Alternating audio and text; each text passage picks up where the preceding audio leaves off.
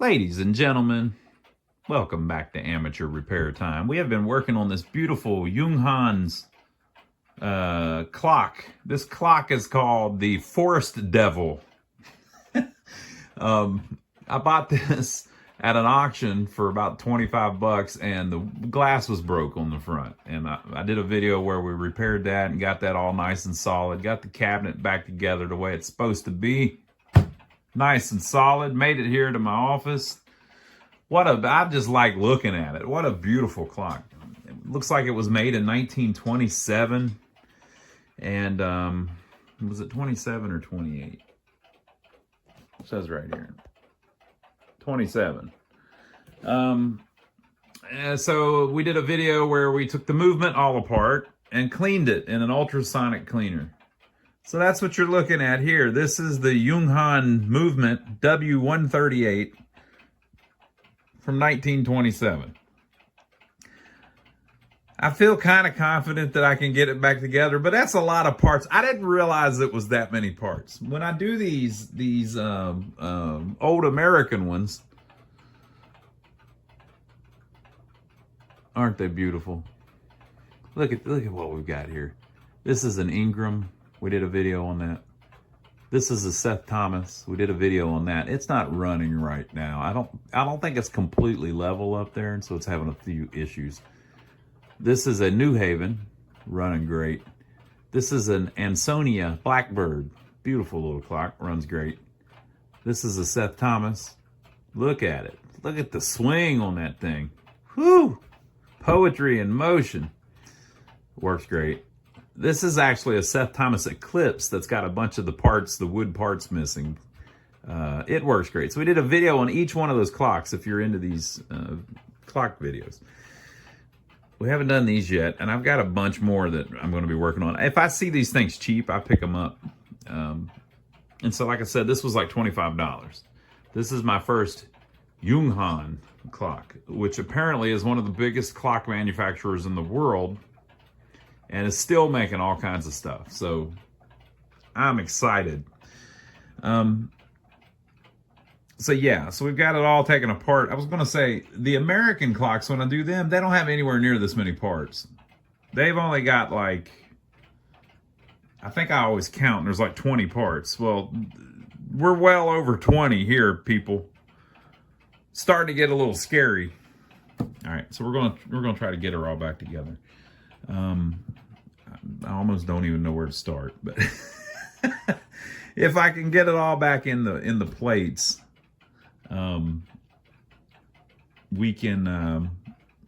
I've got a suspension spring on the way.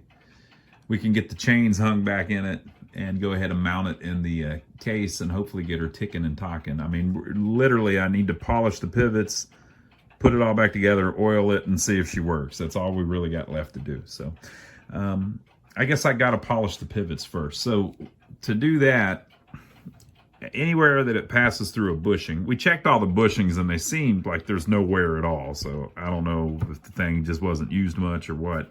And it's the original plates. It hasn't been rebushed, but there was no play at all that I could see, you know. So I guess I need to clean the pivots out too. So I'm going to use some toothpicks and like some, I've got some of that wood, you know, little dowel rod looking things to clean out the pivots. And then you've got to polish, to clean out the bushings, you've got to polish the pivots. So where it goes through the bushing, the way I do it, and I've seen other people do it this way, so wasn't my idea, but the way I do it is I take really high sandpaper, so 2,000 or 3,000 grit, and you just basically twist the pivot in the sandpaper just slightly. You're not trying to actually sand anything off, you're just trying to clean it up, basically, to polish it. And, 2,000 or 3,000 grit is good enough to polish. And you got to do each one of those pivots so that basically where it goes through the bushing is nice and polished, and that'll keep it from wearing. You get, I don't see any that are really messed up right now, but you get a little bit of debris on the pivot. Like, yeah, that's a good example. There's one. So if you look at that, the tip of that pivot, if I can get it to focus, Yeah, there we go. So see the pivot, how it's just discolored a little bit. You see a little bit of wear there. That's because there's a little bit of oil left on it, and maybe even a little bit of rust. Right there, see it? Doesn't seem like that's a big deal, but it kind of is. Like it causes issues. You don't want that there. You want to clean that off. So we're going to use just a little bit of sandpaper to just lightly get on it. It's going to take that away, clean all these up, and then I'll be ready to put them back together. So I'm just going to lay the plate down. When we were messing with it before, I couldn't do it. I couldn't take the front plate off because I had, see, I've got this backwards. That's the back plate. Yeah, that's the back plate. This is the front plate. I couldn't take the front plate off because I had a gear stuck, a pinion stuck. But I was able to, this was stuck. But I was able to get it off. So we're good. I just ordered the tool that you need for these. There's a, this was stuck on one of the pinions, and it just caused me all kinds of trouble. They make a little thing that wraps around anything like this, and then you tighten a screw, and it basically pushes on the pivot and will pull a gear off. So I ordered one of those. It's on the way. It'll be here actually whenever the suspension springs get here. Okay, so enough of that. Let me polish those, and then I'm going to start putting them back in the plate, the rear plate. I think that's where they go. I polished all of the pivots, and I staked out. But you just take a piece of wood and run it through the bushings, and it just gets dirt off of it. Like, let me see if I can show you. Like you're just getting dirt out of the holes. All right, and I put everything back how I believe it goes. This is the strike side. This is the time side. Threw me for a little bit of a loop because the two wheels are reversed. So, and when I took it apart from the other side. But if you look, the big gear is on this side of this one, and the big gear is on that side of that one. And I think that's correct. I think I've got it right. So we will see. So I'm going to try to, I've got to stake out the bushings in it, and then I'll see if I can slide that down on there. Everything else, I believe, mounts from the outside. All right, well, I got the plates together. I think I've got everything in there. I don't have everything adjusted right. Like I don't have the spring in the right spot. I don't have any of this stuff on the front that is like the hour wheel and this is, I guess, the minute wheel.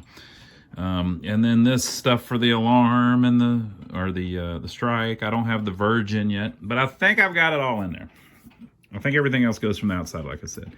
Now, if I put a little pressure on the spring, or not the spring, the weight, strike side allows the governor to roll, and then it stopped. I must have been going the wrong way. Or it got to the point where that wheel stopped it. So everything's moving properly. Okay, so that's good. Now we do the other side. Here's our escapement wheel. Same thing, moving great. Might have been going the wrong way that time too. Yeah, I think I was. Actually, I know I was. You know, the way the weights hang on this, I know the weight actually is on the outside. So the chain wraps around from the inside to the outside. The weight hangs on the outside, and the chain to pull it, to raise it, hangs on the inside. I could tell in the pictures that I saw of it.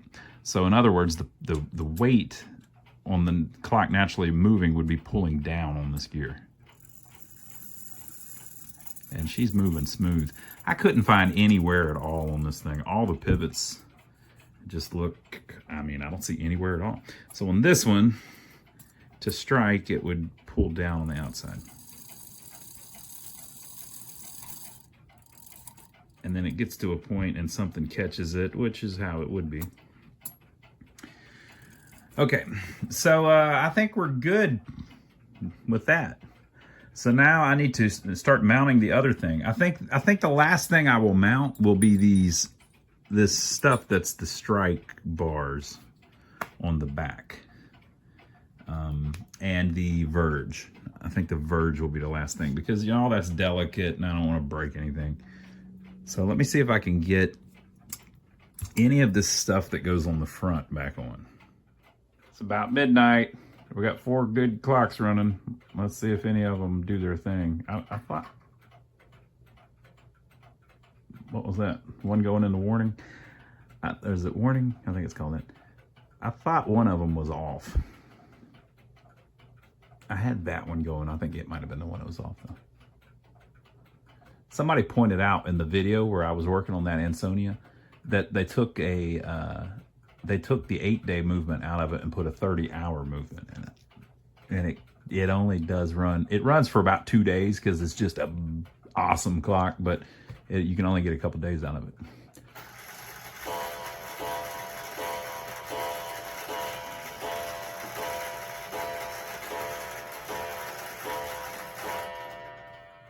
I think that was that one. Who's next? All right, so I'm getting it back together. There is a little cam right here that pushes on that post, which is, I would call that the warning.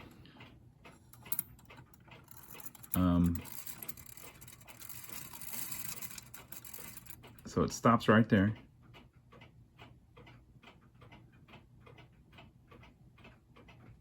All right, and then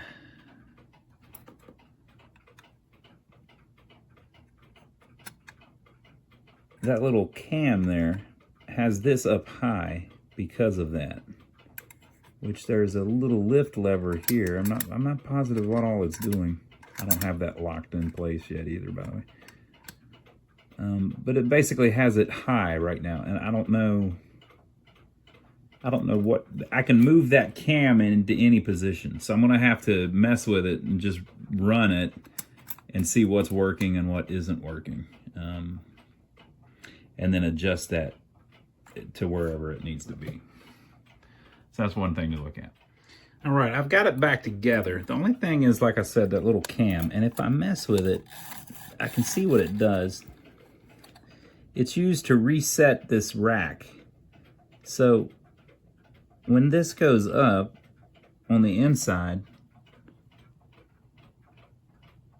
it allows that to turn, right? So when that turns, that little pin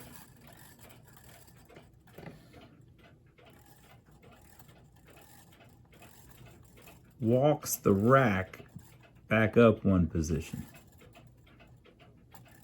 which it's got to do because when you get to the last hour, this has to move back out so that it can be on here again. So it's got to go down to the bottom position, and that does that. And it does it every time this lifts. Now what lifts it? I believe there's a lever back here. Nope, that's for the spring.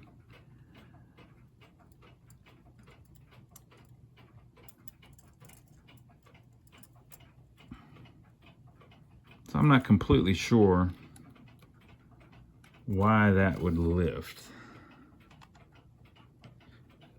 unless I've got it misadjusted. Oh, that probably does it. Yeah, I've got it misadjusted. Okay, so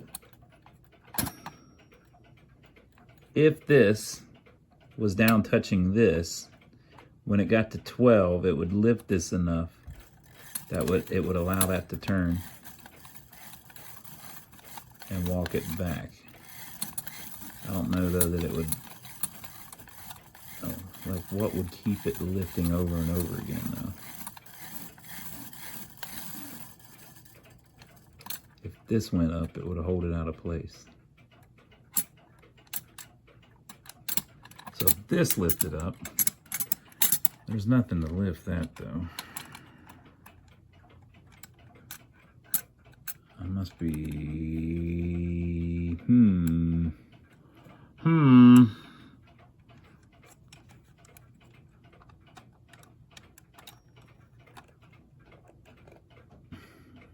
I mean, obviously that's lifting it. So if that lifted this at the same time, which it would,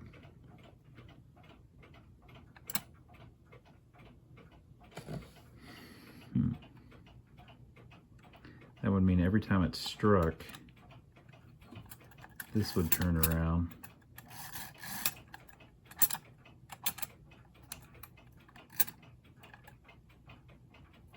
Oh, but it can't because that's going to catch the regulator. All right, I'm on it. We're going to put it back together, and then obviously I think this needs to be down touching this, basically. I'm going to look at my pictures from when I took it apart. All right, folks, so we're getting there. So I've been studying, and I figured out, I think, 3 things. All right, so I'm going to show you 3 things. I'm trying to get it where light's getting on it good. Okay, so first, this little palette that I was talking about, that's called the gathering palette. And I already knew that this was called the rack and snail. And what am I hearing? It's playing country music in the other room on TV. It'll be all right. So this is the rack and the snail. And it's how, of course, it tells the hour. So this big one here is 12, 11, 10, 9, 8, all the way around. Or actually, it's backwards. Like a lot of things in clocks, it's backwards than how you would think. And once you figure that out, it all makes sense. It's the exact opposite of what you were thinking. So like I just said, oh, this is 12, because look, it's longer. No, that's 1. No, this is 12 way down here. That's 12. Okay, so this thing, it's brilliant. And of course, Junghans didn't come up with it. This is the rack and snail has just been around forever. Okay, so there is an adjustment here. You've got this little lever here, and you've got this lever here. Well, remember I had to remove this, and this pushes off of this collar too. So this whole thing came off, right? And this will move pretty easily on this shaft. You can adjust it.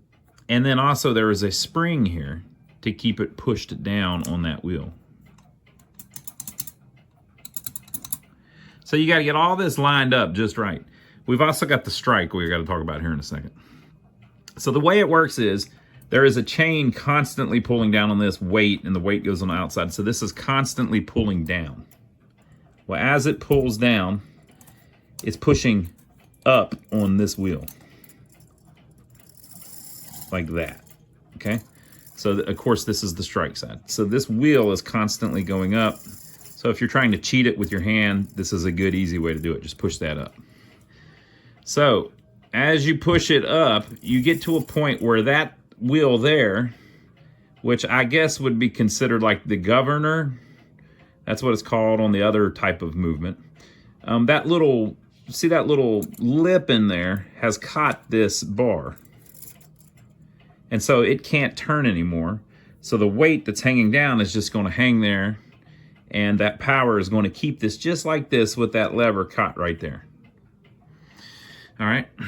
So on the front, if I can get the freaking, there we go.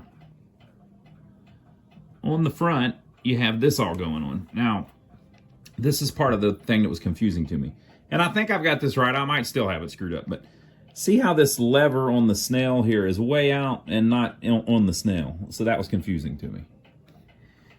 Okay, and see how this rack is way down here towards the end. And see how this lever here has actually fallen off of the rack and is holding it in place. I believe that's the correct adjustment. So the way it works is, and I don't know that I can do this all with one hand, but we'll try it. I do have long fingers. I'll do it from here. All right, so I'm still pushing up on that wheel, so it's still caught in that lever, which is attached to here. Okay, so whenever this gets around to 12, there is a little wire on the back that is going to manipulate that little T-looking thing there on the back. And as that turns, it's going to have the effect of lifting this lever. So you can see how if that thing turned, it would push that lever up, right? And so it's eventually going to push this lever all the way up. Now when it does, a whole bunch of stuff happens. One, it lifts this little bar here. And there's also a little pallet here on the back of this that moves up through that hole. This bar, this little handle, is going to pick up this bar, which is in the way of this.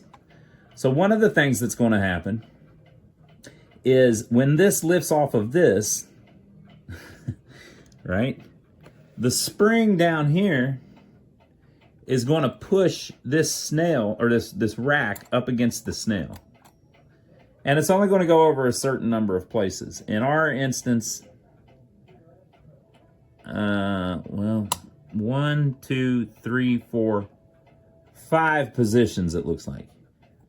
So this is 1, 2, 3, 4. I think it'll be 5 o'clock. So in our situation, it will go over 5 positions. So watch what happens. So I'm gonna push this up and I'm gonna hold it, because as the clock turns, that's what it's gonna do.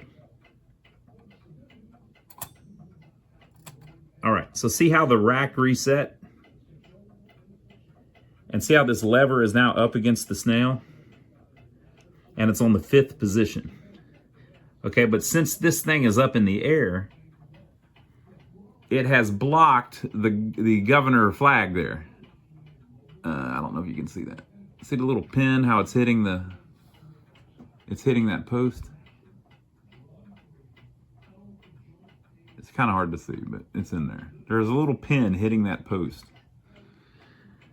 So as this continues to turn the minute, so right now it's in what they call warning. It's about to strike, right? I think it's called warning.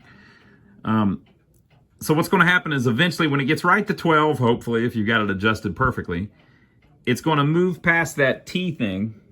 The T would still be turned. I just wasn't able to turn the T with the way we're doing it. And eventually that T is going to fall back down like it is now. And when it falls back down like it is now, it's going to drop this top lever, which allows the governor fan to start turning. Well, that allows all of this to start going. It starts striking and all of that, all right? Well, when it gets back to that position, there on that one thing where that lever catches it, it's not going to catch this time because this lever is up on top of the rack. So that's like 2 or 3. And then we keep going. It's like 4 or 5. And if you look, this is moved off of the snail. The snail's not even important anymore. And eventually it gets to a point where this thing falls off the end of the rack. Click. Which allows it to drop lower. Which allows that one in there to catch again. Now as the time turns, the next time it happens, this is going to be in one more. So whenever that thing moves in the next time, it's going to go in 6 places. Right? It's freaking brilliant. So what that little thing there is doing is, if you have it in the right spot, it's lifting this lever as it goes around. And there's a little pin on it. See that little pin there? That pin, as it engages with the tooth, so we'll do it one more time. So as this lifts, it's going to allow that to reset because of the spring, right? See that little pin there? As this all starts turning, when the pin gets down to the rack, it moves the rack up one position.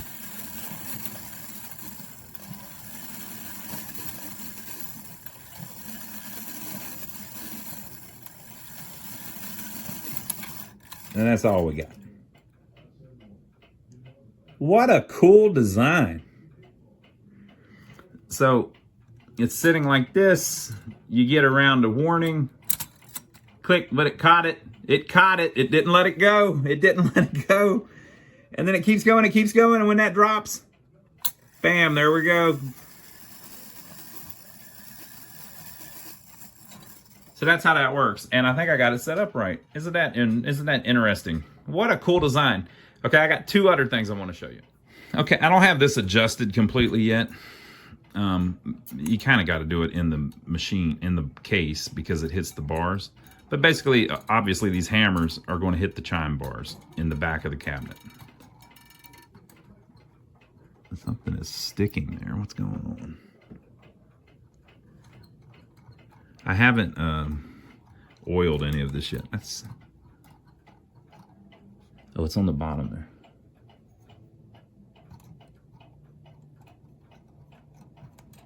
I'll figure that out. So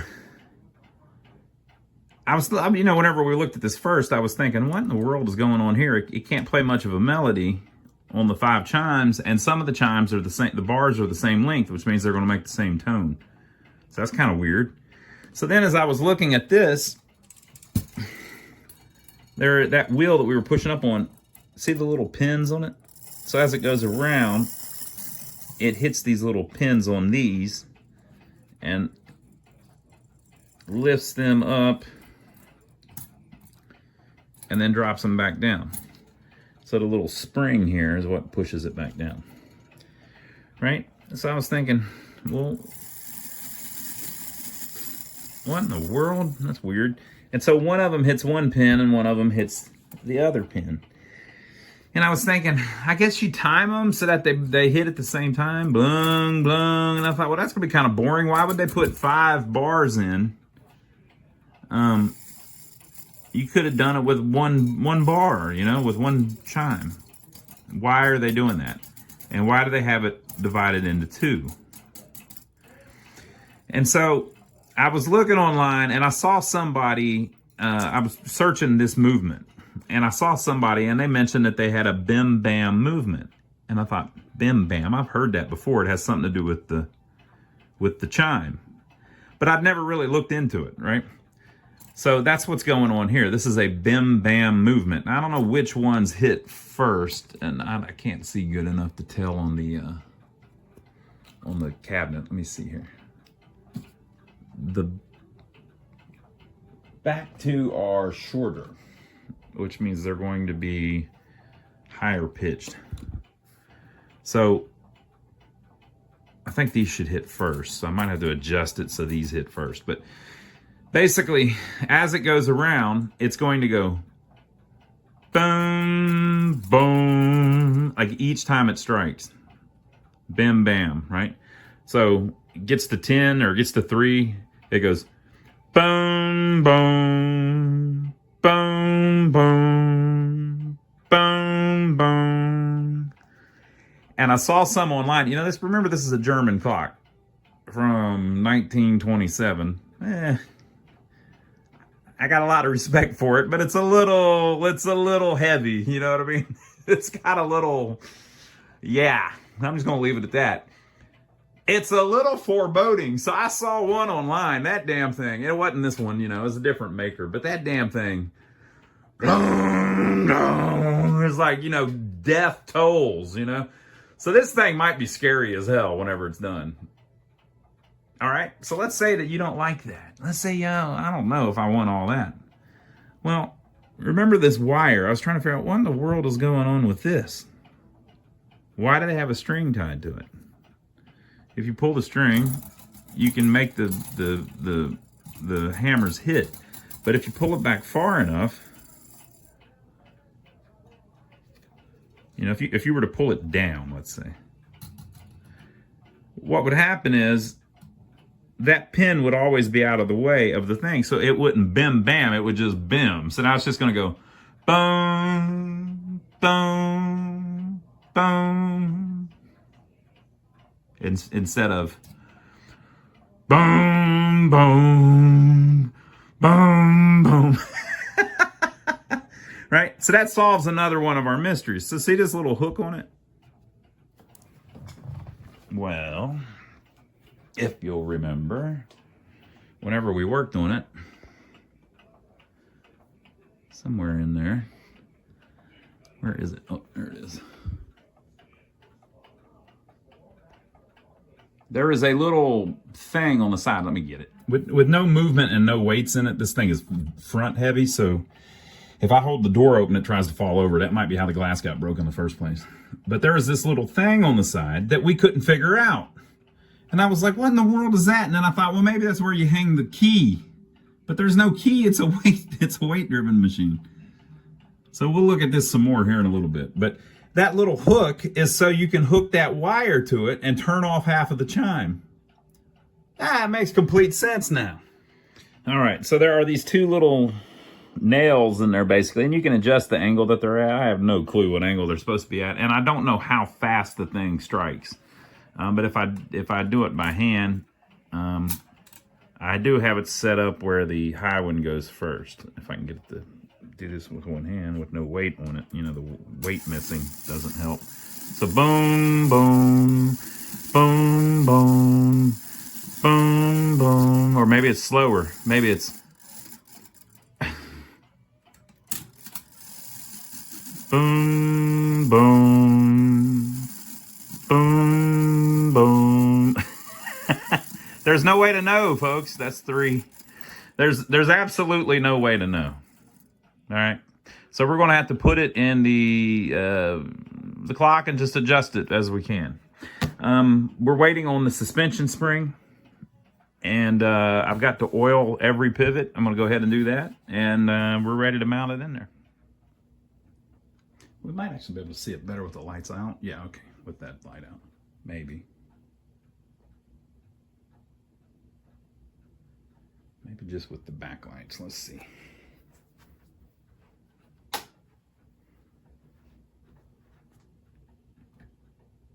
Yeah, it's a little better. I think that actually shows it better because you don't have so much light shining on the face of it. Okay, so I got the suspension spring in. It's a pretty good little swinger. Well, I'll show some more here in a minute. I'm just showing you a particular thing right now. I put the chains in, very easy.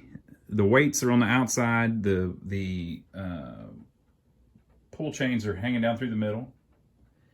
This cabinet is very front heavy, which is probably how the glass broke. It really needs to be secured to the wall because your problem that you have is when you open the door. When you open the door, it shifts the weight out. Remember, that's that heavy beveled glass too. And it makes the thing want to fall over. There is some kind of contraption they've made on the back that somebody put on there to try to hold it onto something. They must have had some kind of hook mechanism. And I would imagine what happened is they sold it to somebody and then they put it somewhere and it got knocked over.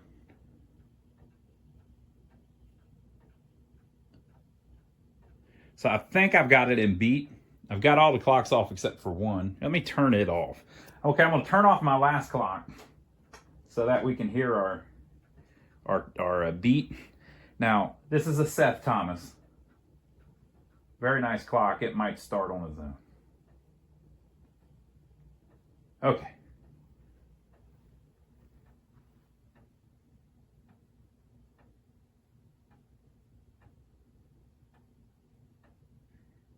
I think it's out of beat a little bit. The only really provision to, I'll show you more here in a minute. I know you can't see shit. The only real provision is to bend the top of the pendulum. Right there. Again, I can't show you too much because I can't open the door easily. But I'm going to carefully open it and snake in there and pull the chime so you can hear it. Well, I guess you can see the pendulum then too. Let me get the door open here. It just isn't smart to do this with your hand on a camera. Okay. All right, I can hold it with this one hand. So if you move this hook, it can bend the whole pendulum rod, which will change your beat.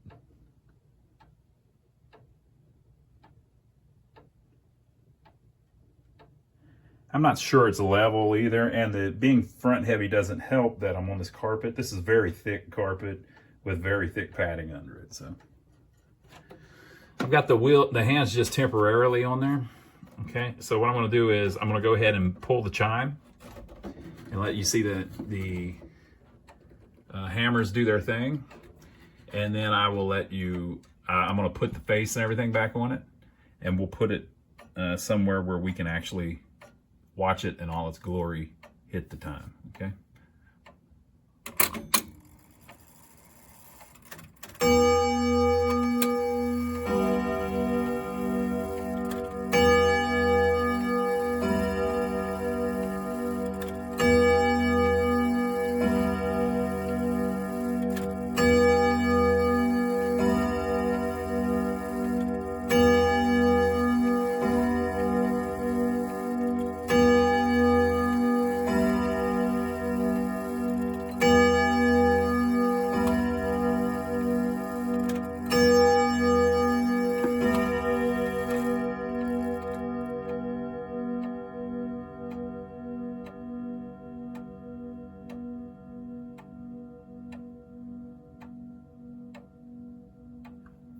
You know what I think I like about it the most is that it makes all that noise, and they all do this, but it makes all that noise.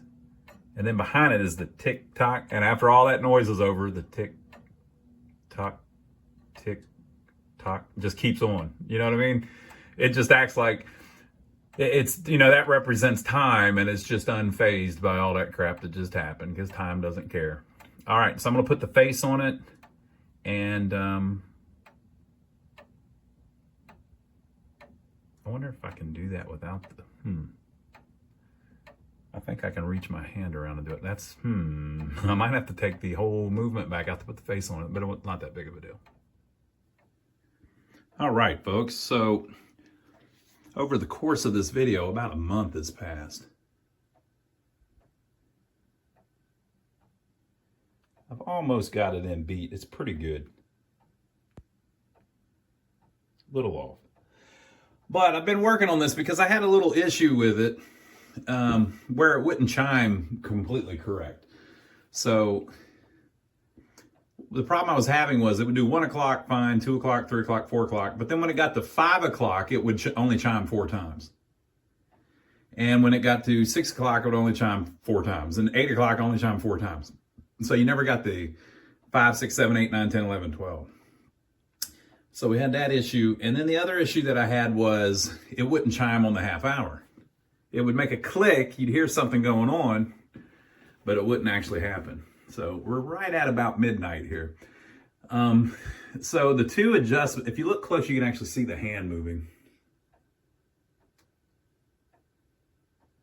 I always thought that was cool. So the two adjustments that I had to make were this lever here. I've got the face off so that I could watch what's going on. And I think we got like a minute and a half here. This lever here that rides on top of the rack. There's also the lever inside that I showed you. And those two have an arrangement with each other. One's higher than the other. So when that gets lifted up, the one in the back gets lifted up. Well, if you've got those in the wrong, like if they're both like this, that's wrong. If it's like this or like this, there's a certain place they need to be. Because whenever that lifts up, it lifts the lever behind it out of position, which allows the governor to spin and all of everything to work. Whenever it falls out of warning up here, that's what's going to start it chiming. And it'll do that right at midnight. So the problem with the half hour was that wasn't adjusted quite right. And the problem with it not doing all of the chimes was this spring down here that I took out. It just wasn't bent up far enough to push that back. So now it has pushed the rack all the way back, and we should get all 12 hits here.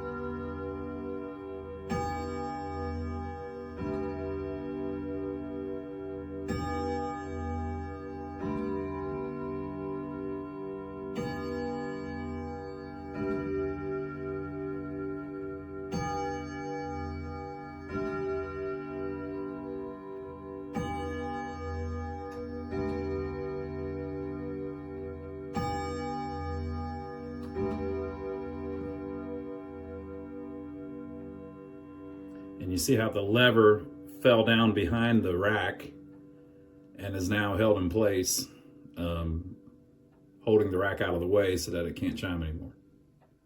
Perfect.